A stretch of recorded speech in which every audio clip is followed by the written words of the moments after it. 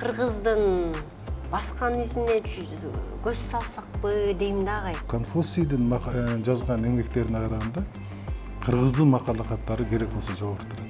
Орус эли карап отурсаң дайым эле бизге мындай жакшылык кыла бербептир да. Биздин көксүттөр мамлекетти алдыга жакшылыкка кылып башкара албайт. Анан кадимгидей баягы улуулугун көрүп туруп, биз деле кыргыздардай ушундай мыкты эл болушубуз керек экен. Баары эле бири-бирин сатып эле бири-бирине душман болуп аткан ички душмандардын көптүгү айтылат да.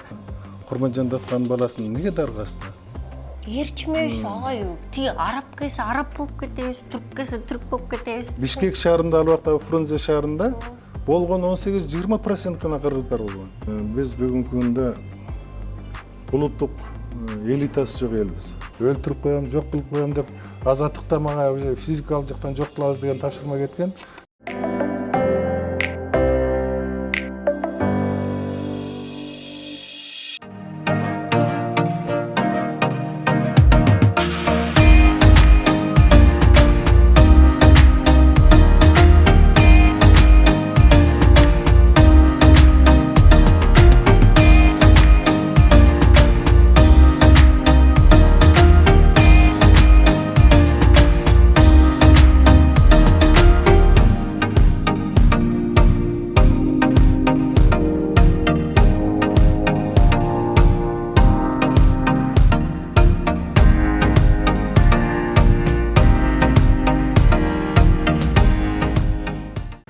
Саламатсыздар, урматтуу YouTube каналымдын көрүүчүлөрү. Бүгүн дагы терең маңыздуу маек болот деп ойлойбуз. Бүгүн бизде мейманда журналист, тарыхчы Кыяс Молдокасымов агам. Саламатсызбы? Саламатсызбы? Сизди көрүп атканыма абдан кубанычтабыз. Оюбузда, көңүлүбүздө дайыма ушул бир тарыхка кайрылсак деп анан Кыргызстанда кээде кыдырып калганда, тарыхый жерлерге барып калганда ушундай шилекейибиз куюлат да. Атаң көрүп, биздин ушу тарыхтарыбыздын баарын тартып чыксак деп элечи. Ал көңүлүбүздө турган долбоор буюрса сизди дагы чакырып, балким дагы көп нерселерди ачыктайбызбы деген ойдомун да. Анан бүгүн ушул кыргыздын баскан изине көз салсакпы дейм да агай. Анткени биз өлө кыйын элбиз, биз укмушпуз, ой Манастын тукумубуз, биз деген мындай дегендей дегенибиз менен чагай эмнегедир майдаланып баратканыбыз абдан кейтет. Анан кандай гана маек курбайын баардыгы айтат. Качан гана биз түпкү булагыбызга кайтканда, анан ошондо кыргыз оңолот деп айтылат да. Кандай тарыхыбызга кантип кайтабыз, ал эмне кылабыз? Манастын тукуму мейли көчтөрдүн тукуму болуп баратканыбызды көндүрүп атпайбы? Эми бул кыргыздын тарыхы, кыргыз деген элдин өзү уникалдуу эл да. Аны эч качан биз танбашыбыз керек.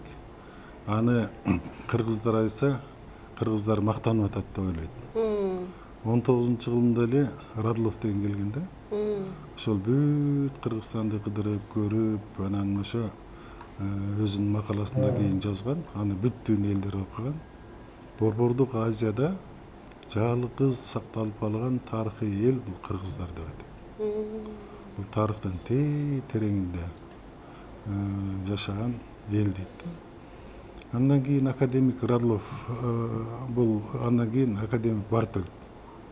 Борбордук Азиядагы эң байыркы калк бул кыргыздар дейт.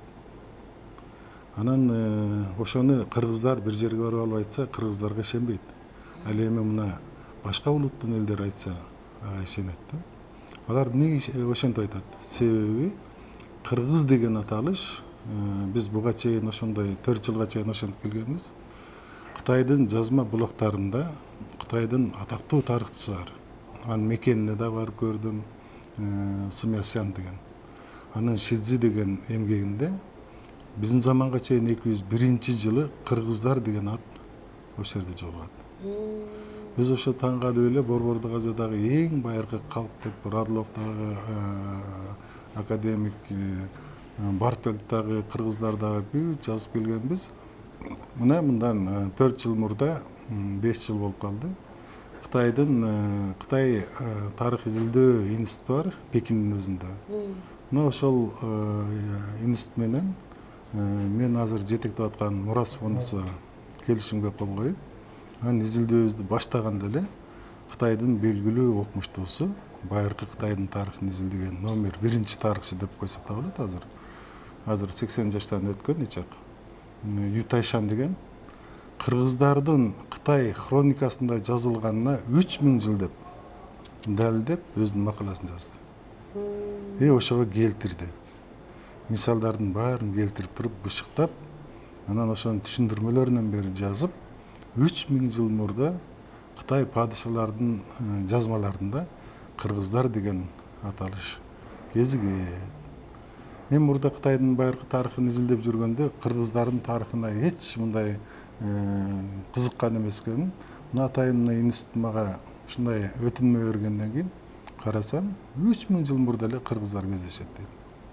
Эми элестетип көргүлө, Борбордук Азияда канчалаган элдер жок болду. Аталышы бар тарыхта, бирок бүгүн жок. Мына ошолордун арасынан жалгыз кыргыз эли сакталып, ушундай келген өтө уникалдуу көрүнүш. Анан ошо эмне себептен 3000 жыл бою сакталып калды? Азыр өзүң сурагыңда да көрүп атпайсыңбы? Бул кыргыздар өтө бул тарыхта башкача эл болгон. Эмнеси менен айырмаланат? Эмне себептен ушундай улуулуу деп. Кыргыздар бул ар дайым материалдык байлыкка караганда руханий байлыкты биринчи орунга койгон. Баалуулук дегенде бизде руханий байлык биринчи орунда болуп, жылтырак дегендер экинчи орунда болчу. Ошон үчүн кыргыздардан башка бир дагы эл жанакы Манас эпосуна окшогон ушунчалык дастандарын чыгара алган жок. Кыргыздын бүгүнкү күндөгү макал лакаптарындай кыргызда ушунчалык бир терең маани берген бир дагы ошо элдерде ушундай бир макал лакаптары жок. Биз мына Кытайдын Конфуцийдин мекенинде дагы болдум. Кытайда ушунчалык аны жогору тутушат. Бирок Конфуцийдин жазган эмгектерине караганда кыргыздын макал лакаптары керек болсо жогору турат. Мына ушундай баалуулуктары менен кыргыздар сакталып калган. Кыргыздар ошон үчүн ушул жагы менен ушунчалык улуу эл. Эгерде биз байлыкка мас болуп, эми бүгүнкү күндө биринчи баалуулуктар таптакыр бүгүнкүдөй алмашып, биринчи бул акча материалдык байлык дегенге эчак эле өткөзсөк, мында кыргыздар жок болуп кетип болчу.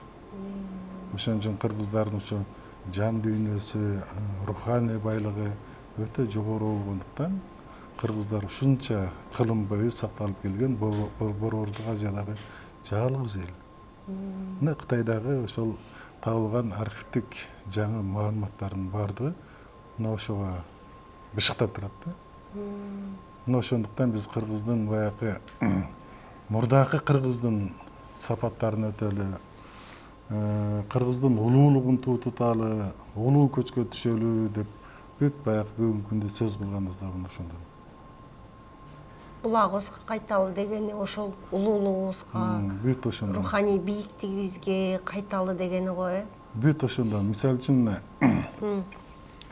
840-жылы кыргыздар өзүнүн улуу империясын куруп атат. Улуу империясын курганда кыргыздардын кандай эл экенин ушу кошуна жашаган кытайлар аябай кызыгат. Бир мезгилде 200 000 аскери менен чыгып, курал жарактары ушунчалык күчтүү, темирди иштете билген, керек болсо метеоритти, жерге түшкөн метеоритти уштап, ошондон курал жасап, жаанын жебелерин жасаган элди ошо эмне себептен улуу империясын түздү деп ушундай суктанат да. Анан өзүнүн бир ондогон адамдарын, азыркыча айтканда шпиондорун, НПОлордун өкүлдөрүн дейбиз, шпиондорун жиберет да. Анан ошо шпиондор келип анан кыргыздын бүт бардыгын изилдейт. Кантип кыргыз бала түйүлдүккө жаралгандан баштап аны кантип азектейт. Кантип кыргыз баланы тарбиялайт. бала кантип ушунчалык мекенчил, анан кийин жоокер, күчтүү, ушунчалык мыкты жигиттер пайда болот. Кыргыз эмне менен тамактанат? Кыргыз эмнеси менен тарбияланат? Кыргыздын жанагы руханий байлыгы кандай? Кыргызда атанын орду кандай? Эненин орду кандай? Кандай аргымактарды кантип ушундай күчтүү аргымактарды ушундай таптайт? Кандай мүнүскөрлүк кылат? Жаратылыш менен мамилеси кандай? Кыскасы, кыбыраган нерсенин баарын жана кыргызга тиешелүү улуулуктун баардыгын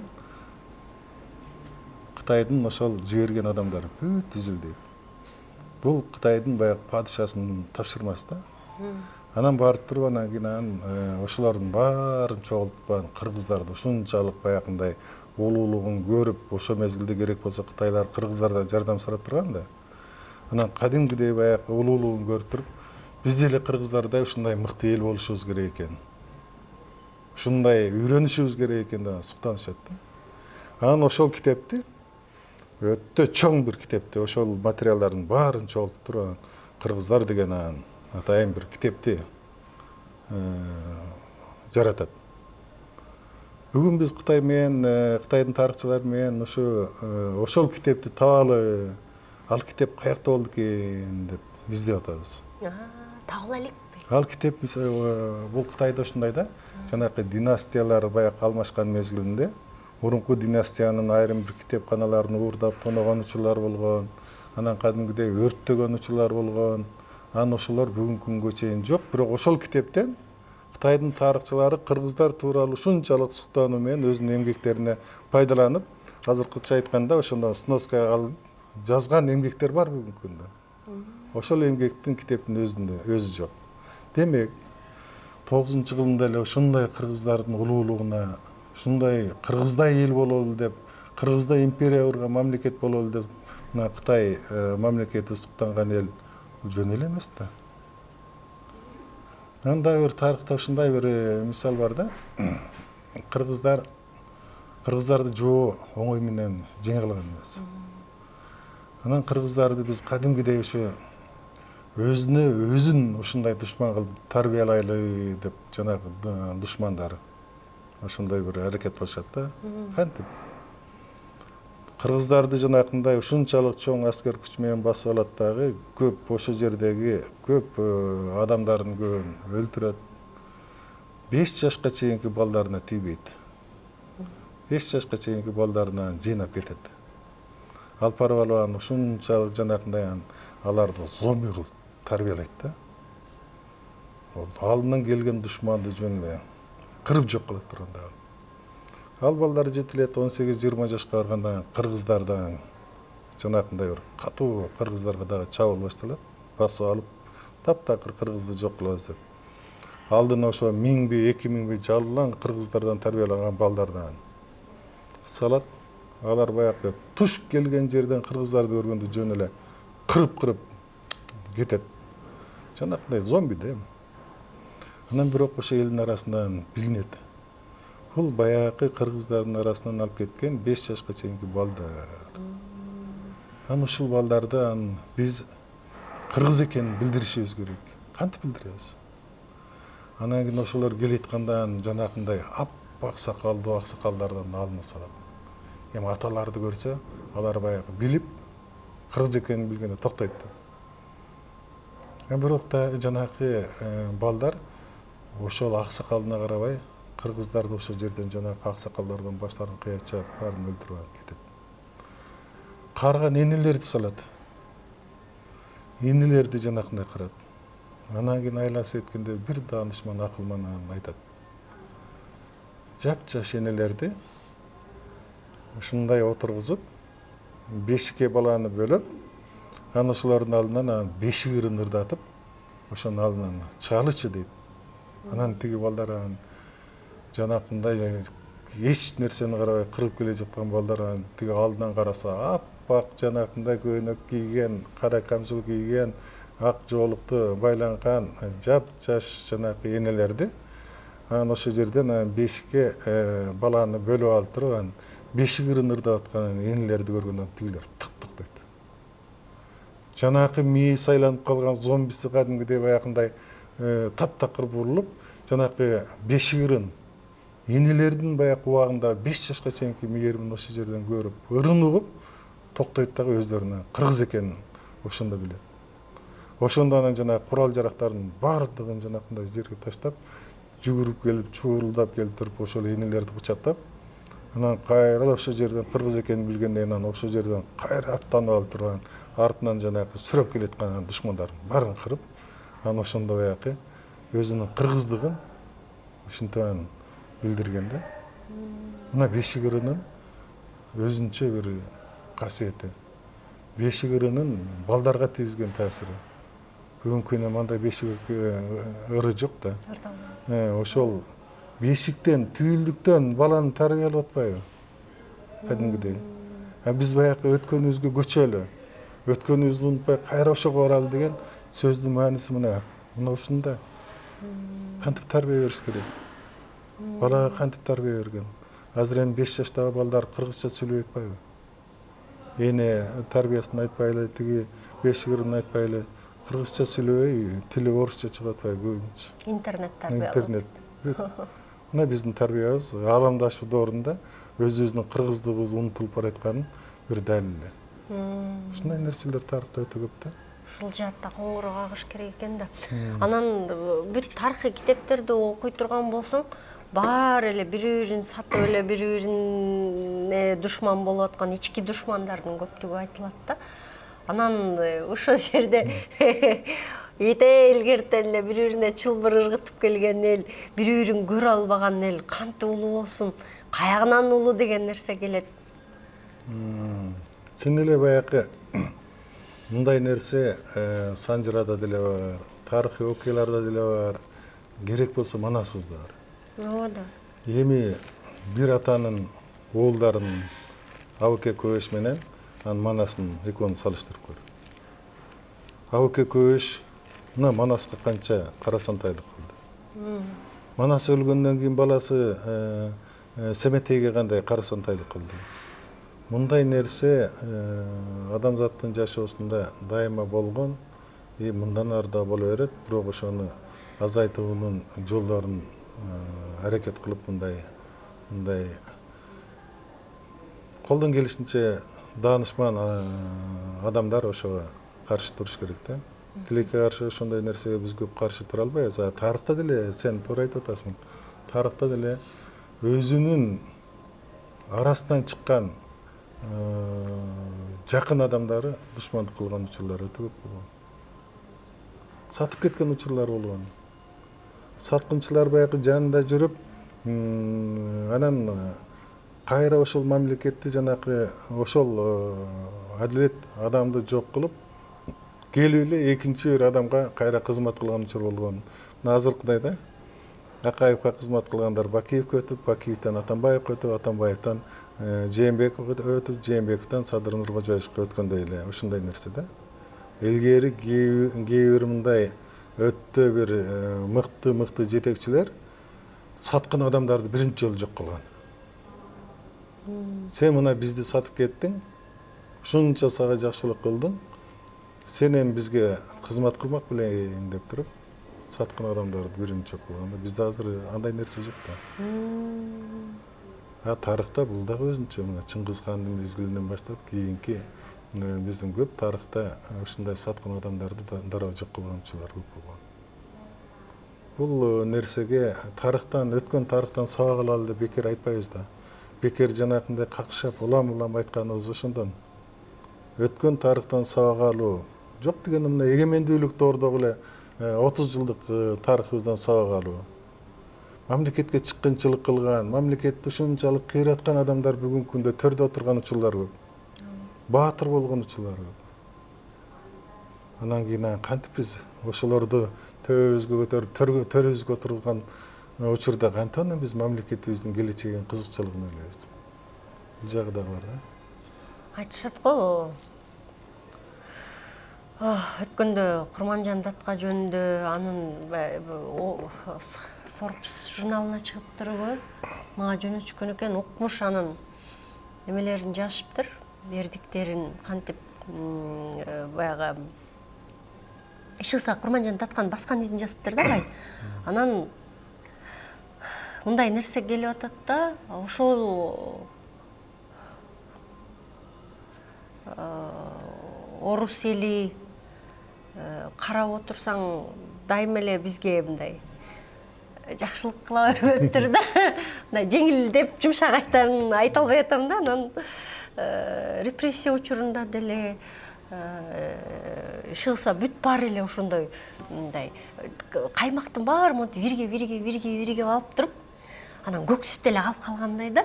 Азыр биз көк сүтүбүз сүтү болуп аткандай сезим келип атат да. Не дедиңер? Эми бизде баягы баалуулуктар жоголгон мезгилде ошол көк сүттөр, каймактар жок болот дагы, көк сүттөр көбөрүп чыгат.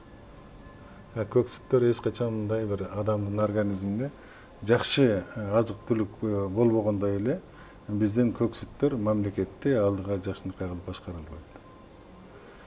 Империялык башкаруу бул деген ар дайым биринчи орунда ошол империянын кызыкчылыгын көздөйт. Мен мына тарыхтан канчалаган мисалдарды, канчалаган ушундай бир тарыхый документтерди алып чыгып элге айтып жүрөм. Биз бүгүнкү күндө эгемендүүлүгүбүздүн баасын баркын билбей жатканыбыз, өткөн тарыхыбызды жакшы билбей жатканыбыз, өткөн тарыхыбызда өзүбүзгө ээ болбой, өзүбүздүн жерибизге ээ болбой калган учурларыбызды биз тарыхтан ушунчалык терең үйрөнүп, улам эсибизге салып турбасак, анда эгемендүүлүгүбүздүн баасын баркын биле албайбыз. Жанагы сен айтып аткан ошо көк суулардын баардыгы бул ошо эгемендүүлүгүбүздүн баалуулугун билбегенден улам болуп атат. Мына Орус империясына өзүң жакшы айтып атасың. Орус империясы бул жерде кыргыздарды бир күчтүү мамлекет кылайын, күчтүү эл кылайын деген аракет болгон эмес. Кыргыздардын күчтүү каймактарынын баардыгын ушунчалык баягы орустун мыйзамы менен, бийликтин күчү менен ошону талкалап, ошонун элинин алдында күчтүү адамдардын баардыгын жок кылып, анан кийин ошо менен элди коркутуп башкарабыз деген аракет. Бул оторчулук саясаттын Совет бийлигинин учурундагы бүт эле саясат ошондой болгон. Биз ошондон дагы эле арыла албай атабыз да. Мисалы үчүн Орус империясы басып киргенден кийин, бул жерде ээлегенден кийин, ага чейин бул жерде ар бир уруунун белгилүү бийлери, манаптары башкарган. Бийлери, манаптары дегенде эле биз ойлойбуз, бий манаптарды элди эзген ушунчалык жанакындай жек көргөн адам катары карап келгенбиз да. Ошол кыргыздын мыкты эл башкарган адамдардын дээрлик эми арасында чыгат, жана сасыткы баары бир чыгат да. Дээрлик көпчүлүгү ушунчалык сынуудон өткөн. Элдин кызыкчылыгын ошол ойлойбу, ойлобойбу? Элге күйөбү? Кедей кембагалдарды жанакындай бир жакшы турмушка аларды колдоп, жакшы жашоосуна мындай жардам береби? Даанышмандарын, мыкты манасчыларын, акындарын көтөрөбү? Ошондойлордун сөзмөрбү же сөзмөр эмеспи, жанакындай азыр кагазды карап алып баягы эжелеп окугандай эмес? Сөзмөрдүгү барбы? Баатырдыгы барбы? Ошол эл башкаргандардын көпчүлүгү жанакы душман басып кирсе, душмандын алдында ошол баатырдыгы менен өзү чыгып, жекеге чыгып керек болсо, башында турган. Жанакындай баягы корккон эмес, жалтанбас. Ошондой адамдарды тандап туруп, бүт бардыгын тандап туруп, анан кийин ошондой адамдарды жетекчиликке койгон. Ошондой адамдар башкарып турган учурунду кийин Орус империясы басып алгандан кийин ошол адамдардын баардыгын биз ушул таасирдүү адамдарды элдин алдында жазалап, элдин алдында баш көтөрүппөй кармасак, карапайым эл бизди угат, бизден коркот, бизге баш ийет деген да. Мына ошолор келип алып туруп, анан жанакы бул жердеги бүтүндөй мен деген адамдардын баардыгын жанакындай жазалаган ошондон. Жана Курманжан Даткан айтып атпайсыңбы? Курманжан Даткандын баласын неге даргасты? Неге тиги небереси менен баласын сүйүргөйдү да? Ошол жерде ушундай падышалык генералдардын жазган жери бар. Биз Курманжан Даткага окшогон мыкты ушундай өтө аброй бийик адамдарды күчүбүздү көргөзүп жазалап, элге ошону билдирип турбасак, элди биз башкара албайбыз деген каттар бар ошонун ичинде. Курманжан Датканын аброюн билет да.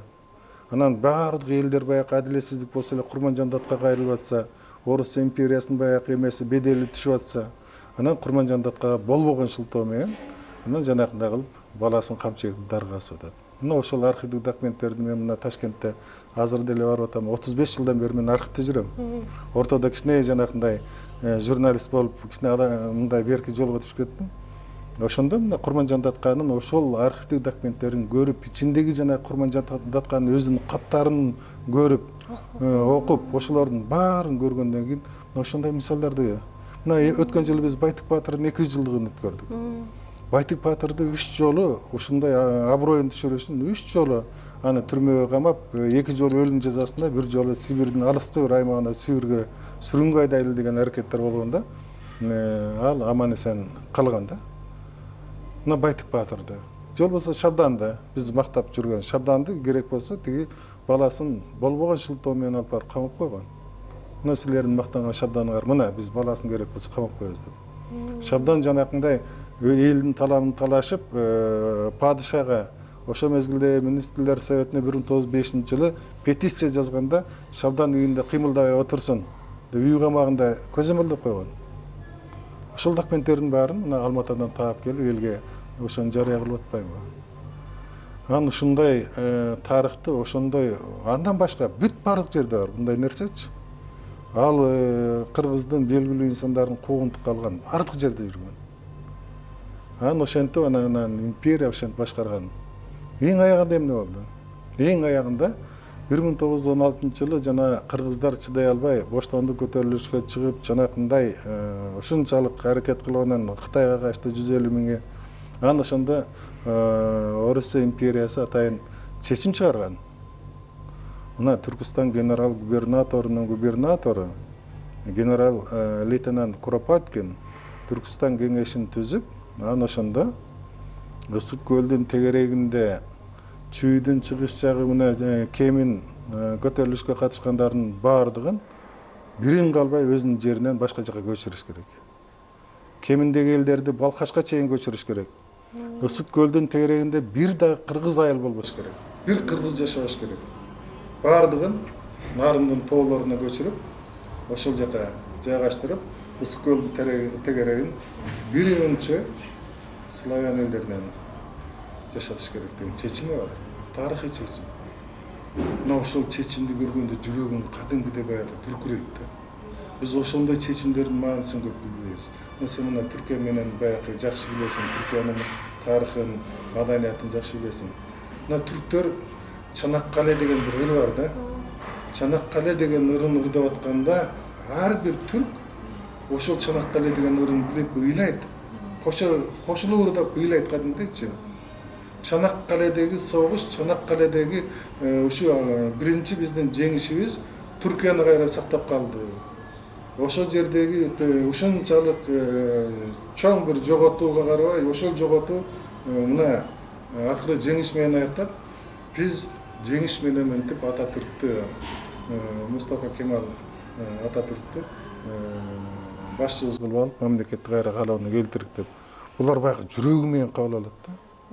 А биз жанакындай баягы жүрөктү дүркүрөткөн бир дагы кыргыз Ысык көлдүн тегерегинде жашабасын, чүйдүн чыгыш тарабында жашабасын деген чечимдерди окуганда биз ошентип чечим бар турбайбы деп коебуз. Аны терең сезбейбиз да. Мына ошондой тарыхый окуяларды көргөндө империянын кыргыздарды башкарган адамдар кандай болгондугун. Андан кийин Совет бийлиги келди. Совет бийлиги келгенден кийин мына эми бизге мүмкүнчүлүк түзүлдү. Биз деген өзүбүздүн мамлекетибизди курушубуз керек, эркиндигибизге жетишибиз керек.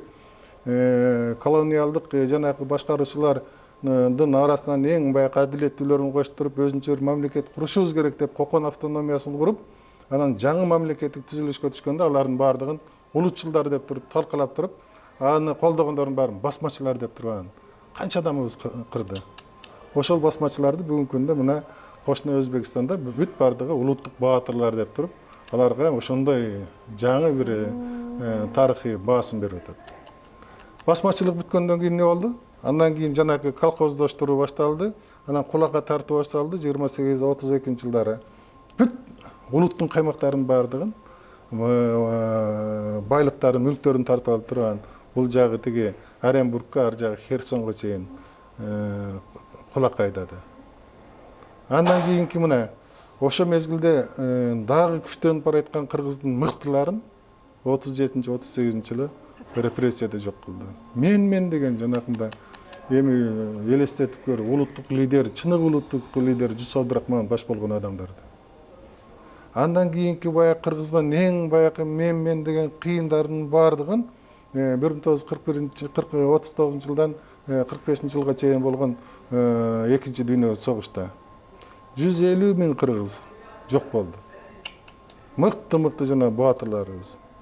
Андан кийин кайрадан жанакындай баягы тоталитардык доор башталды дагы. Кыргыздын баш көтөргөндүн баардыгын жанакындай Исхак Разахов окшогон мыкты-мыктыларды жок кылып туруп, Москванын сөзүн уккан, башын көтөрбөгөн адамдарды бийликке алып койду. Мына биз ошондой баягы татаал мезгилдерди башыбыздан өткөрүп, анан эгемендүүлүгүбүзгө жеттик. Анан ошондой баягы баш көтөрбөй Москваны караган абалда эгемендүүлүгүбүзгө кирип келдик. Күрөштүк, ашар козголоңчулар болду. Бул жерде кыргыздар эмне себептен өзүнүн мекенинде жашап жүрүп, үйгө ээ болбойт. Бишкек шаарында, ал убакта Фрунзе шаарында болгон 18-20% гана кыргыздар болгон. А келген кыргыздарды бул жакка каттоого кабыл алган эмес. Мына мен өзүм 85-жылы бүттүм. Тарых факультетинин артыкчылык диплому менен бүтүп, университетке жумушка калдым, бөлүндүм. Менин каттоом жок, приказ чыккан жок. Бишкектин канча жерин кыдырдым, мени каттоого албай койду. Акырында мына Сарыжон деген айыл бар, кантка чыга беришет. Ошол жерге тааныштарды салып атып отуруп, анан ошол жерге каттоого алынып, кийин 90 жылдардын аягына чейин каттоо ошакта болчу. Анан ошол жерден эптеп жанакындай каттоого алып келип, анан приказ чыгып, анан иштеп калдым. Мындай нерсени ар бир кыргыз баштан өткөрдү. Үй жок жүрдү, квартирадан квартирага орустардын кичинекей бир сарайына көчүп жашап жүрдүк. Анан ошондой эмнеге кыргыздар өзүнүн мекенинде жүрүп, борборунда жүрүп, өзүнүн үйү жок дагы, анан ушундай деп туруп, анан жанакы жаңы конуштар, ашар козголоңу, жерлерди ээлөө, жерлерге кыргыздарга бөлүп ошондо башталган. Ошентип отуруп биз эгемендүүлүгүбүзгө жеттик. Эгемендүүлүгүбүзгө жеткенде дагы мына буюрса бир жакшынакай бир ушундай бир келечегибиз ачылды деп атсак, жанакындай алдын жуттумга үй бүлөлүк коррупцияга берилген адамдар башкарып калып, биздин эгемендүүлүк толук кандуу эгемендүүлүк болбой калып атпайбы? Азыркыга чейин деле агай, кадимкидей орустардын илеби менен жашайбыз го. Ооба, биз баягы саясий өңүттөн дүйнөлүк мындай алкактан караганда эгемендүү өлкөбүз. Бирок экономикалык жактан, дагы көп жактан биз толук кандуу эгемендүү эмеспиз да. Эми ага өзүбүз дагы күнөөлүүбүз.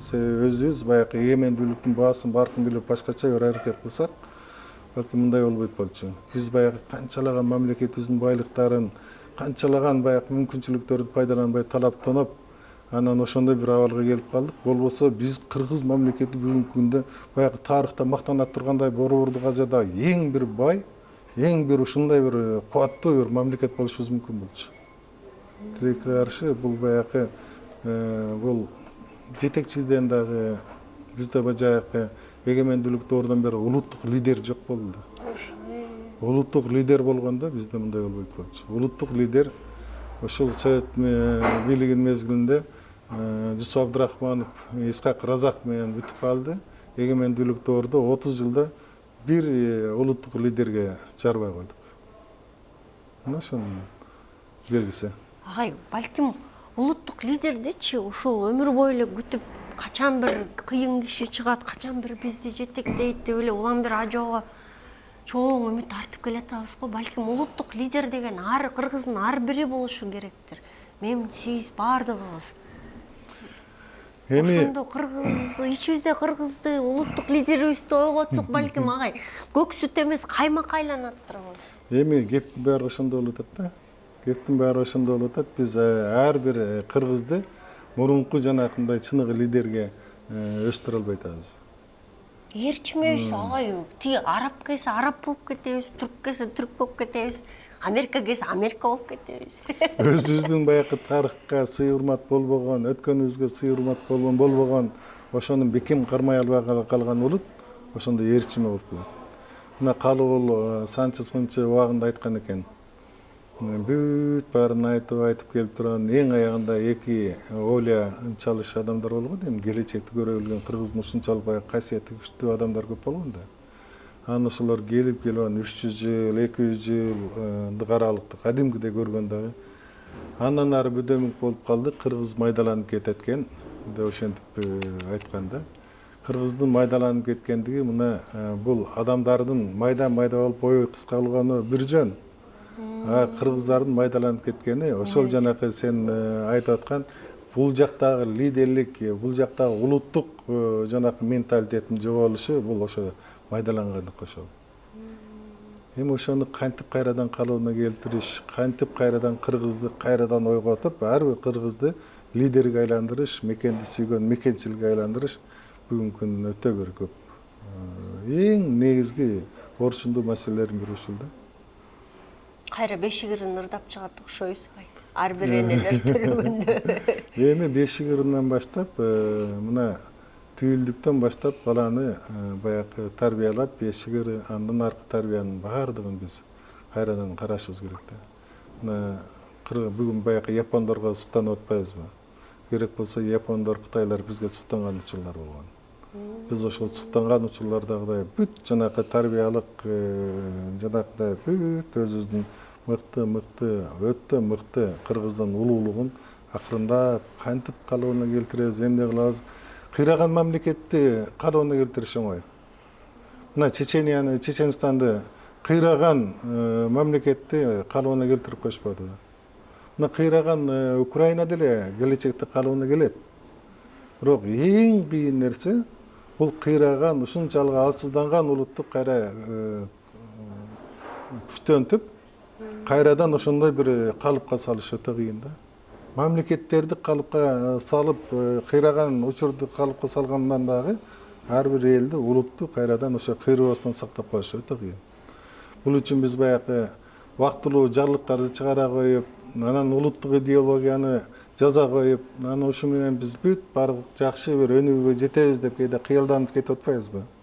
Ошо кыялданган нерсени ишке ашырыш өтө кыйын. Канчалык мыкты улуттук идеологияны жазып койгонубуз менен анын улуттук идеологияны алып жүрүүчү бул улуттук лидер. Мына эгемендүүлүк доордон бери 3-4 идеология жазылды. Бирок лидер жок, ал ишке ашкан жок да. Лидер себеби мамлекетти башкарып аткан адам айткан сөзү менен аткарган иши, анан келечекти көрө билүүсү, тегерегине өзүнүн күчтүү адамдарды топтой билүүсү, анан элдерди ушунчалык жанакындай бир илгерки кыргыздардын башчыларындай нарктуулукту бекем тутуп, тарыхка ушунчалык жакшы көңүл буруп, анан кийин чыныгы лидерлик сапаты болбосо элди ээрчите албайт. Жазып берген бизге окшогон окумуштуулар, бизге окшогон адамдар жазып берген идеология, анан идеологияны түшүнбөгөн жетекчи отурса, ал ишке ашпайт. Анан ошонун механизмдерин ишке ашып, ар бир жанакы баягы жүрөктөн чыккан кан, ар бир кан тамырларга чейин сиңип, капиллярларга чейин барып, адамдын денесин иштеткендей, ошол улуттук идеологияны ошондой кылып баягы механизм, баягы адамдын кан айлангандай кылып туруп, ошондой жеткирсек, ошондон кайра калыбыбызга келебиз да. Андай механизмди азыр эч ким иштеп чыга албай атат, тилекке каршы. Бир жарлык менен, бир мыйзам менен аны калыбына келтире албайбыз. Ушундай нерсе бир чети ар бир элге жараша жетекчи дагы келет. Биз бүгүнкү күндө улуттук элитасы жок элбиз. Мойнубузга алышыбыз керек. Улуттук элита деген эмне? Улуттук элита деген бул баягы улуттун ичинде чыккан каймактардын баардыгы биригип, улуттук элита мамлекеттин тагдырын ошолор чечет турган адамдар. Ошолордун жанагы күчтүү бир мындай катмар топ да. Бизде бүгүнкү улуттук элита эмес, улуттук бир даанышмандарды, анан коомго таасирдүү сөз айткан адамдарды да табыш кыйын болуп атпайбы? Агай, ошолчу улуттук элита деп атасыз го. Мурунку ажоолордун тегерегинде жүргөн биздин ошол улуттук элита делгилеген аксакалдардан маек алып атып, ренжиген учурум болгон. Чынын айтайын, анан минткем да ошо кишилер өлгөндөчү кечирип, Кудай мени кечирип койсун, бирок мындай кайгырган жокмун да, кыргыздын бир улуу адамы кетти депчи. Анткени дал ошондой улуттук элита тырмакчанын ичиндеги адамдар президентти туура эмес жолго сүйрөгөн деп ойлойм да. Ичиндеги ушул тарып айланбаган тардыгын көрүп, ушундай акылынын аздыгын, тайкылыгын көрүп, бул ажоолордун тегерегинде ушундай адамдар эмне кылып жүрдү деген ойго кептелгем да агай. Бул аябай жакшы маселе, чечилбеген маселе ушунда жатпайбы? Себеби бул эки тараптан тең. Эми эгерде улуттук лидер катары сапаттары жок адам мамлекетти башкарса, ал эч качан айланасына өзүнөн күчтүү, даанышман, сөзүн угап турган адамдар топтобойт. Ал дайыма жанакындай аткарган нерсени лаппай деп туруп жүгүрүп жүрүп аткарган адамдарды айланасына топтойт. Ал адам ошол мамлекетти башкарган адамга эч качан жакшынакай акыл насааттарын айтып, түз жолду көргөзө албайт. Ошон үчүн жанагы сенин баягы ошолорду көрүп, баягы кайгырганың ал нерсени көрүп биз деле кайгырып келетпейбизби? Ошондой адамдар жанакындай мамлекет башчысынын айланасын ар кайсы мезгилде жанакындай ороп алат дагы.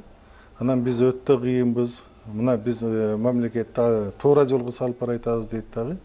Анан келип отуруп эле мамлекет туура жолдо эмес экендиги оркоюп көрүнүп калып атпайбы? Бизде жанакы улам кыргыздын жанакы чыны каны ойноп кетет дагы. Анан падышалар жанакындай президенттер туура эмес жолго барып айтканда кыргыздын жанакы тарыхтагы гени каны ойноп кетет дагы. Барып туруп ошол жерден анан падышанан жанакындай баягы ушунчалык кирген жана сез сыяктуу жөн эле агызып турган кууп салып атпайбы? Бул баягы кыргыз баягы кээде ушундай турганда уктап аткан кыргыз бир мезгилде эле ойгонуп кетет дагы, намысына келип. Анан кийин аны кууп салгандан кийин анан жаңы бир келген адам, анан баягы өздөрү ойлобогондой, анан эми бир эле кыргыз эмес, бүт баягы революцияны жалпы мыктылар, мыкты элдер ушундай жасайт, адамдар жасайт. Бирок анын кызыкчылыгын, жемишин бир уч шумпайлар пайдаланат деген бекеринен эмес да. Анан бир уч шумпайлар кайра келет дагы. Анын тегерегинде жанакындай азган тозгон мурункудан тигинкиден жанакындай адамдар кайра келип курчайт дагы. Анан жанакы эле бир жолго кетип атат. Эң биздин катачылыгыбыз баягы революциянын жемишин кыргыз эли коргоп, анан ошону туура жолго сала албай калып жатканы биздин баягы өтө чоң бир катачылыгыбыз ошондон да. Азыр бул келаткан жаш муундарга мындай абай салып, карап, бир салмак ташыңарга салып, мындай баам салып атасызбы? Келечек муун кандай келатат алар? Чынын айтыш керек, биз баягы кээде ушул жаштар бузулду, жаштар ушундай абалга келди деп баягы кепчигендердин арасында эмесмин менчи. Жаштар керек болсо улуу муунга өзүнүн бир өрнөгүн көргөзгөн иштерин көргөзүп коюп атпайбы? Кыйынчылык мезгилде ошол жаштар чыгып атпайбы? Мына Баткен окуясы болобу, пандемия болобу? Ошондо кимдер чыкты? Улуу муунун өкүлдөрү чыктыбы? Жаштар ошол жерден жанакындай баягы жалындап, кадимкидей баягы кыргыздын улуу баягы тарыхый басып өткөн жолдорундагы мезгилдегидей жаштар ушунчалык козголуп чыгып, анан ошо жаштар ошонун баарын демилген колго алып атпайбы? Бирок ошо жаштардын ошол демилгесин биз жанакы илинчекти алып туруп, кармап калып, анан ошону андан ары өнүктүрүп кете албай атпайбызбы? Бул улуу муундун, анан бийликтегилердин чоң катасы ошондон. Мына жаштардын демилгеси өтө көп жакшы демилгелер бар. Жөн эле айталы, бир адамдан бир китеп деп койду. Мына Бакай деген мыкты жигит. Ал ушунчалык тегерегиндеги жаштарды бириктирип дагы бүгүнкү күндө бир 100 миллион сомго жакын жанакындай китептерди чогултуп туруп, айылдык китепканаларды жанагыда толуктап атат. Бер дегенде. Аны бүгүнкү күндө маданият министри ошону колдоп койдубу? Колдогон жок. Бул жаштардын демилгеси эле. Анан жаштардын арасында бүгүнкү күндө ушундай бир өзүнчө топтор, агымдар, анан бир уюмдар пайда боло баштады да. Ал уюмдарды кээде саясатчылар азгырып кетип атат.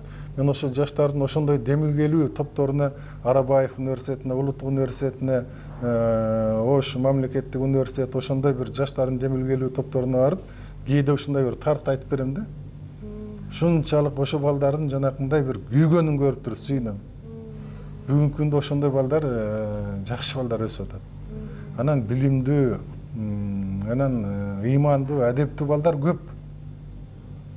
Ошолорду биз баягы күчүн пайдаланып, жаштардын күчүн пайдаланып, алардын демилгесин пайдаланып, анан ошону баягы мамлекеттик масштабта бир мынандай бир агымга сала албаган күнөө бийликте, улуу муундун өкүлдөрүндө. Аны мойнубузга алышыбыз керек.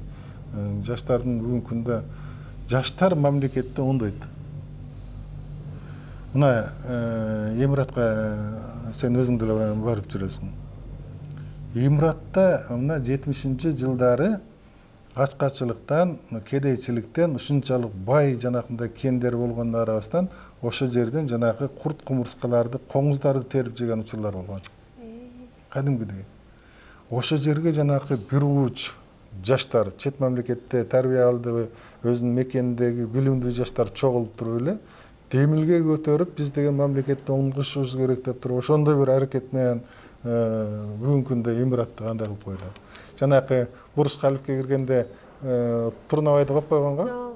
Мындан 30 жыл, 40 жыл мурда ушул Дубай кандай болчу деп барып карасаң бүт эле чөл. Мына ошону жаштар алып келди. Анан жанакындай бир демилгечи, реформатор баягы адамдардын тегерегинде жаштар келсе, мына Грузияда Саакашвили келди. Саакашвили келгенден кийин айланасына жаш министрлерди корпостон койду. Анан кийин жанакындай бир мамлекеттик реформанын дагы өзүнүн мындай бир жолдору бар да, принциптери бар. Бир 13-14 принцип бар да. Эгерде ошол мамлекетте реформа жасаш үчүн күчтүү топ чогулуп туруп, 12-13 принципти бекем карманып, анан ошо катуу кеткенде Грузиядагыдай реформа болот, Сингапурдагыдай реформа болот, же мына Кореядагыдай, же ошондой бир ийгилик жаралат да. Эгерде ошо 13-14 реформа жүргүзгөн принцип ошол эреженин 8 аткарылып, же 7 аткарылып, калганы аткарылбай калса, ал Индонезиядай жарым-жарты жана жакыр мамлекетке айланып калат. Же толук кандуу жанакындай күчтүү мамлекетке айланбаган Малайзияда болуп калат. Ошол сыяктуу болуп калат да. Ошон үчүн ар бир революция болгондо ошол өлкөдө 12-13 принципти бекем кармаган, мамлекетти өнүктүрө турган реформа жүрүш керек, ошо реформаны ошону аткарыш керек деген демилгени дагы жаштар көтөрүп атат. Бирок аны коркуп бийликке келгендер реформаны кантип биз ишке ашырабыз, бул мүмкүн эмес деп туруп, баягы даяр эмес адамдар келгенде аны колдой коюп аткандар ошондон. Ошондой сунуштар ар бир бийликке келген адамдарга сунуш болуп атканы мени кубандырат. Ошону жаштар сунуш кылып атышат. Тилекке каршы бизде ошол сунуштар колдоого ээ болбой калат. И ошол сунуштарды түшүнбөгөн адамдар келет. Анан мамлекетте толук кандуу реформа болбойт да. Эгерде мамлекетте ошондой бир толук кандуу реформа болсо, Кыргыз мамлекетин 5 жыл, 10 жылда таптакыр башка мамлекет кылып койсо болот. Аны мына буюрса жаштар келечекте ишке ашырат да. Ооба, бул ортодон бир нерсе муун үзүлүп кетиптир да агай. Мени тарбиялаган чоң энемдердин көз карашы, такыр башка, айтып берген жомоктору башка эле. Анан эле азыр болсо ошо интернет айдыңында отуруп калсаң, сен аябай каргап, шилеп, тим эле жеткен жерине жетип аткандардын баракчасына кирсең, улуу апалар болгон болот. Же болбосо сөгүнүп, сагынып, ашап, агыт кирип карыт чыгып аткандарга кирсең, аталар болот. Анан ушундай сакалыңарды силердин, анан кайсы сакалыңарды сыйлагыла деп атасыңар деп да. Кээде ачуң келет да. Бир азыркы таптагы бир чынында эле бир улуу мууну ушул улуу санжырасын угуп калайын же улуу бир нерсесин алып калайын десең, тилекке каршы алар мындай саналуу эле да. Анан бир эсимде кичинекей кезимде кыргыз радиону коюп коет элек да, даңгыратып алып, анан аяктан дайыма жомок угат элек, спектакльдерди угат элек. Анан ошол жомоктордо коом бай кедейге бөлүнөт эле, анан байлар желмоуз болот эле. Мен өмүр бою ушу байлыкты жек көрүп, байларды ушундай жек көрүү менен өсүп, анан чоңойгондо мен кедей балага турмушка чыгам деп чоңойгом да. Көрсө ал деле мени талкалоочу экен да. Өсүп, өнүккөнгө уруксат бербеген, байлардын баарын жаман кылган көрсө, мен азыр ойлойм да, ошол байлар деген алар күжүрмөндөр экен, эмгекчилдер экен, эмгектенген үчүн байыган экен. Эмне үчүн кедей эчтеке иштебей эле жатып эле бай жаман дей бериш керек? Мына коммунисттик идеологиянын эң баягы жаңылыш жагы дагы бир чет ошондон. Мисалы үчүн Кытай коммунисттик жолдо кеткен, социалисттик өнүгүүгө кеткен Кытай бүгүнкү күндө ошол кризистен жеңил чыгып, бүгүнкү күндө Кытай ар бир эл дагы, ар бир адам дагы бай болсун деген идеяны көтөрүп атпайбы? Социализмдин, коммунисттердин идеологиясында ал бай бололу, байлыкка ээ бололу деген нерсе жок да. Ошон үчүн бул жерде Кытай өтө баягы жаңылышпай туура жолго мындай бир эволюциялык жол менен кетти. Бүгүнкү күндө Кытай аябай бай өлкөгө айланып калбады. Ошондой жол менен эле мына Дэн Сяопиндин реформасы, анын идеологиясы, болгону бир баракка жазылган идеологиясы, бир баракка жазылган реформасы, ошо менен Кытай кандай бир жолго түшүп кетти. Мына бир эле адам мамлекетти кандай туура жолго салып коет. Болбосо мына Индия караңгы, ушунчалык жанакындай бир колониалдык эмеге бүт баардык аң сезими дагы баардык жагынан баткан Индияны бир эле мына акылмандары ойготуп койду. Жөө кыдырып атат. Керек болсо Гандилер, Нерулар, Гандилер жөө кыдырып жүрүп мына биз керек болсо бүгүнкү күндө кыргыз элин жөө кыдырып ошондой бир аракеттерди баары жасашыбыз керек. Антпесе болбойт. Индияда бир чети руханий ушунчалык өтө терең бир адамдар, даанышмандар өтө көп. Мен кээде мына эл аралык конференцияга барып калам. Анан ошондо баягы жүдөмүш тарткан эле индустар келгенде ошолордун тегерегинде чогулуп, ошолорду ушунчалык бир кадырлаган адамдарды көрүп, мына акылман, даанышман адамдарды кандай колдойт, кандай эмелет, кадимдей суктанасың да. Анан даанышман, акылман адамдар көп мамлекетте, ошолорду уккан мамлекетте көп нерсе өзгөрөт. Анан азыр бүгүнкү күндө ошол коммунисттик идеологияны, социалисттик идеологияны, коммунисттик мораль менен жашаган адамдарга бүгүнкү күндө кээ бир жаштардын жанакындай бир жаңыча бир аракеттери кээ бир учурда жакпай калат. Анан тилдейт, же өздөрү жакшы бир тарбиялык жолун айтып, жол көргөзө албайт. Эми бул коом деградацияга учураган мезгилде, мен аны кийинки мезгилде жазып атпаймынбы? Жиниккен коомдо ушундай нерсе көп болот да. Ошон үчүн баягы ар бир адам туура жол менен угурлук эмес, туура жол менен бай болууну мындай бир үйрөнүш керек экен. Бизде баягы социализмден дароо капитализмге өтүп аткандагы бир мындай жаңылыштык. Социализмдин бизге окшогон адамдарын капиталисттик жашоого үйрөтпөгөндүгүндө. Кантип жанакындай туура жол менен, туура мындай бир инвестиция кылуу менен бай адамга айландырууну үйрөтпөгөндүгүндө. Бүгүнкү күндө мына ар кандай кантип байыш керек, кантип мындай бир үнөмдүү жашаш керек, канткенде ушундай туура өзүңүн тапканыңы жакшы бир иштерге жумшаш керек деген мына азыр жакшы, Кудайга шүгүр, активдүү болуп баштады. Мотивациялык, анан туура бир багыттарды көргөзгөн коучтар, лекциялар, ар кандай эмелер көбөйүп атпайбы? Бул жаштарга жакшы жардам берип атат. Биз буну баягы кечирээк, улуу муунун өкүлдөрү айрымдар кечирээк түшүнүп калдык. Кечирээк түшүнсөк дагы баягындай бир уурулукка барбай, туура адал эмгек менен ушундай бир кичине бир бай жашоону ар бир адам үйрөнүш керек экен да. Мына мен баягы журналист болдум, тарыхчы болдум, анан ал жерден өзүңүн эми зарплатаңа, маянаңа жакшынакай алып жашаганга аракет кыласың. Бирок ошондо дагы эми уурулукка аралашпай таза жашоону туу туткан адам эч качан баягындай бир нерсеге сатылбайт. Мага канча бир мүмкүнчүлүктөр болду.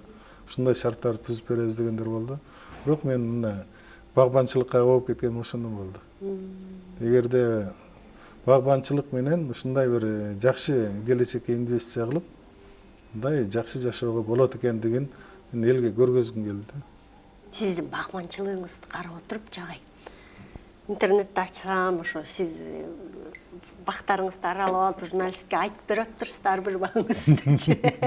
Анан ошондо айттым да, ох, агайдын миссиясы сонук экен дедим да. Бак менен ошо анан биздин азыркы түшүнүктө заманбап тилде радиология деп коебуз, ата текти изилдөө. Ошол бак менен бул азыркы физикалык жактан багыңыз тим эле бап келип атпайбы? Анан ойлодум да, агайга дегенчи, негизи ушундай аянба балким эле көңүлүнө салгандыр, бакты салгандыр. Ал бак деген негизи кыргыздын багын, ошол тамырын тарыхчы катары түптөө чоң кылып көп бактарды өстүр десе, агай түз түшүнүп алып бак өстүрүп кирген го. Негизи миссияңызды мындай аңдап карап көрсөңүз, агай. Эми баягы ар бир адам өзүнүн миссиясын билиш керек да. Ар бир адам бул жарык дүйнөдө бир вазифа менен келет да. Эмне калтырып, эмне менен элди ушундай бир жок дегенде жакшы жакка ээрчитиш керек. Мисалы үчүн мен деле баягы маңдайыма тарыхчылыкка барып, анан тарыхчылыктан ошол мезгилде сен өзүң окугандай тарыхты жалаң эле жанакындай жаман мааниде жазылган, советтик идеологияда жазылган мезгилде мен ошол тарыхчылык кесиби менен архивтерде изилдөөчтөрүмдү жүргүзүп, архивтерден жаңы бир маалыматтарды таап, анан ошол жаңы маалыматтарды тарых андай болгон эмес экен, мындай экен деп туруп элге жеткирем деп, анан архивдик материалдарды таап келип, ошону элге жеткирейин десем, жазганды билбейм. Эми мен тарых факультетинин артыкчылык диплому менен бүттүм. Бирок бизге жазганды үйрөткөн эмес экен. Анан келип алып ошол архивдик документтерди улам келип, жагы элге жетсин деп жазам. Жазганым ошол мезгилде баягы гезиттерге, журналдарга алып барам. Алар келип туруп эле кызыл ала кылып туруп, эме туруп мынандай экен дейт. Анан алардын баягы оңдогону мага жакпайт. Ошентип отуруп шашпасын деп туруп анан баягы отуруп туруп жазганды үйрөндүм. Үйрөндүңүзбү, агай? Ооба. Жазганды үйрөнүп отуруп туруп анан ал убакта мына эң мыкты гезит Кыргызстан маданияты болчу. Кыргызстан маданияты гезити 300 000 тираж менен, нуска менен чыкчу. Эл гезит чыкканда жумасына бир чыкса талап кетчү. Кайра куруунун мезгилинде как раз биз ошо убакта эметип калдык да. Ленинчил жаш гезит болчу. Анын нускасы дагы 200 000. Советтик Кыргызстан ал эми идеологиялык мындай бир эмеде болчу, бирок макалаларды Эсенбай Нурушевтер иштеп калган макалаларды чыгара берчү. Анан ошол гезиттерге баягы улам жазып отуруп туруп, анан ошолор гезитти акырында ошо оңдолбогон деңгээлге чейин жазган учурларым дагы болду. Анан албетте баягы өтөр анан анча нерсе оңдолбот да. Анан ошого чейин баягы мындай адам аракет кылып бир нерсеге жетишем десе, өзүн ошого карата тарбияласа болот. Ошентип отуруп баягы жазганды үйрөнүп алганым өтө чоң жеңиш болду да. Анан жазганды үйрөнүп алгандан кийин азгырылып отуруп анан ошо кесип менен кетип калып журналисттик. Кийин мына Заман Кыргызстан гезитинде анда дагы аябай чоң конкурстарды өткөртүрүп, ушундай гезит аябай жакшынакай бир деңгээлге жеткирип жүрдүк. Кийин Азаттык радиосуна келдик. Аны 8 жыл башкарып калганда ошол бир коомду өзгөртүш керек.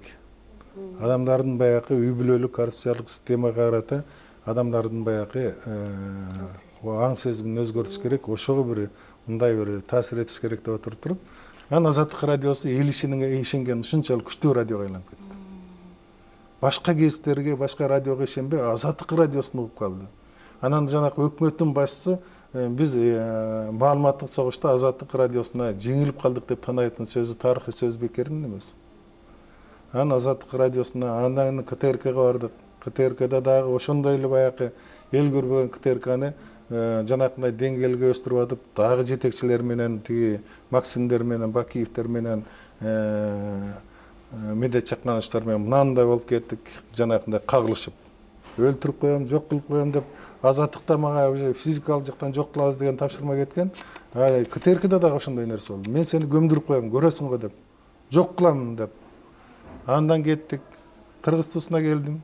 Кыргыз туусу 3000 тираж менен чыгып атканда 18000ге чыгарып, аны жалаң жанакы руханий байлыкты, адабиятты, тарыхты даңазалаган, саясатка аралаштырбаган бир гезитке айландырайын деген ниетим ишке ашып, нускасы көтөрүлүп, уже кетип атканда революция болуп кетти. Анан келген бийлик, сенин ал гезитиңин кимге кереги бар, биздин заказыбызды айтканыбызды аткарбасаң деп ошол мезгилдеги убактылуу президенттин экөөбүздүн телефону менен ошондой айтышкан учурларыбыз болгон. Андан кийин аны алышты. Андан кийин тарыхчылыкты кой, баардыгын ташташ керек да, тарыхчылыкка, анан багбанчылыкка өтөйүн да, анан ошого өтүп кетти. Бири-бири менен жанакы эри шаркак, сен барган жериңе жанакындай өзгөртүп атпайсыңбы? Анан таза жашоону баягы жерден барган жеринде көргөзүп атасың. Анан жок дегенде эми мына жөнөкөй чөп басып жаткан ушундай бир жерди 2005-жылы үлүш жери алып койдум эле, орустар көчүп кетип атканда. Ошол жери жок дегенде гүлдөтүп, шаардын жанында экен, жерди дагы мындай өзгөртсө болорун, гүлдөтсө болорун, жок дегенде көргөзүп коеюнчу мээнети менен деп анага өтүп кетти. Ошентип отурган жанакы багбанчылыкка бир чети кийин багбанчылык жакшы бир каражат берет деген мындай талдасам ошондой экен. Эми кийинки жашоомдо бул мага негизги мындай бир каржылык жактан мындагы маселе деп туруп багбанчылык болуп кеткен бир чети ошондон. Бирок аны эл көрсүн. Эл бүгүн мен мына Москвага дагы барып, мигранттарга айттым, жолуккан жерден, башка жерлерге дагы айтып атам. Кыргыздын жери ушунчалык мыкты. Каалаган нерсени өстүрсө болот. Ага кичине мындай эрк керек, сабырдуулук керек, анан убакыт керек. Ошого чыдап туруп, болгон азыркы силердин тапкан тыйыныңар жанакындай инвестиция эмес, тойлорго, ысырапкорчулукка кетип атат. Ошол жерге барып кичине майлына анан көчө тегип койгулачы. Ошол бир үй бүлөнү багат. Анан ошону улам-улам жанакы айтып атканым ошондон да. Анан ошондой кылып туруп, баягы 50-60 же болбосо 40 сотик жери барлар ошол жерден бакубат жашоого болот да. Мына ошолорду улам-улам баягы айтып аткан, курук сөз менен айта берсең ишенбейт. Аны жасап, иш менен көргөзүп, мына көрдүңөрбү десе, аны ошого эл ишине ишенип атпайбы? Азыр бак тиккен, малина тиккендер ошо таасирленип, ошондой кылгандар, сенин кесиптештериң, ырчылар, башкалар көп барат. Биз да бак тигебиз, бак тиккендер көбөйүп атат. Бул да жакшы да. Сонунда ай. Бул да өрнөк. Аябай сонунда. Анан жанакы албетте тарыхчылык. Бул менин негизги кесибим. Бүгүнкү күндө Кыргыздын архивдик маалыматтары бүт четте. Кытай менен биз Кытайдын тарых изилдөө институту менен келишим түзүп, ал жактан жаңы маалыматтарды өтө 10 000 беттей жаңы маалыматтарды таап, анан аны котортуп эски Кытай тилинде. Ошону жаңы Кытай тилине котортуп, анан кыргыз тилине котортуп, анан Кыргызстанга алып келүү маселесин уже жолго жаңы койдук, бирок анын каражат маселесин мамлекет чечмек. Мамлекет бүгүнкү күндө ага чече элек. Көп сум экен багы. Эми эски Кытай тилинен которуп, архивдик документтерди алып келиш бул көп эле сумма. Кытай ал турат. Алмата менен Ташкент Россиядагы архивдик булактарды биз мурда тарыхчылар бир темага кызыгып эле ошол өзүнүн кандидаттык докторский диссертацияда пайдаланып турган материалдар алып эле калган архивдик документтерге көңүл бурчу эмеспиз. Бүгүнкү күндө ошол архивдик документтердин баардыгын кыргыздарга тиешелүүсүн ал жактан дагы мындай эретке салыш керек болуп атат. Аны мына Албаз Зипан дагы моюнума жүктөп алган.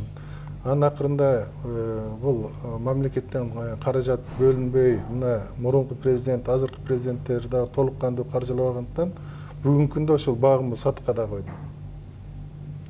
Бакты бүгүнкү күндө сатыкка коюп, эми жазында 1-2 алабыз дегендер бар.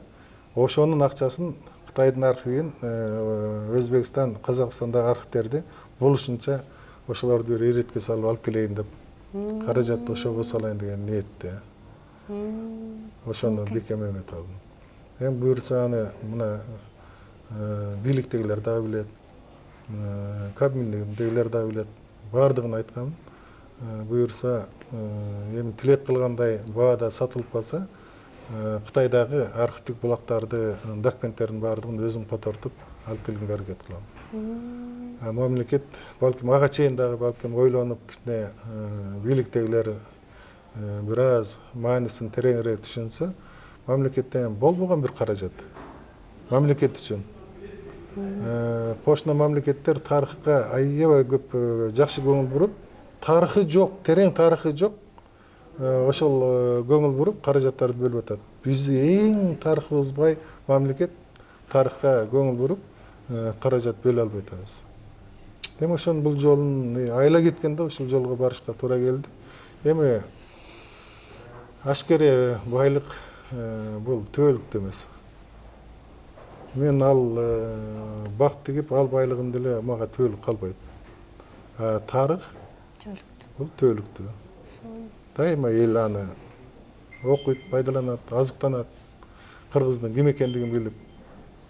Бул өзү жакшы нерсе да. Эми ушуга карай айтабыз. Сонун агай.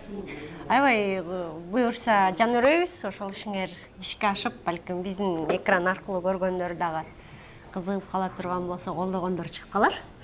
Келип бергениңиз үчүн терең ыраазычылыгыбызды билдиребиз. Буюрса аябай терең, маанилүү кептерди козгодук деп ойлойм. Көкүрөгүңөргө сиңди го деп ойлойм. Кайрадан көрүшкөнчө сак саламатта аман туруңуздар.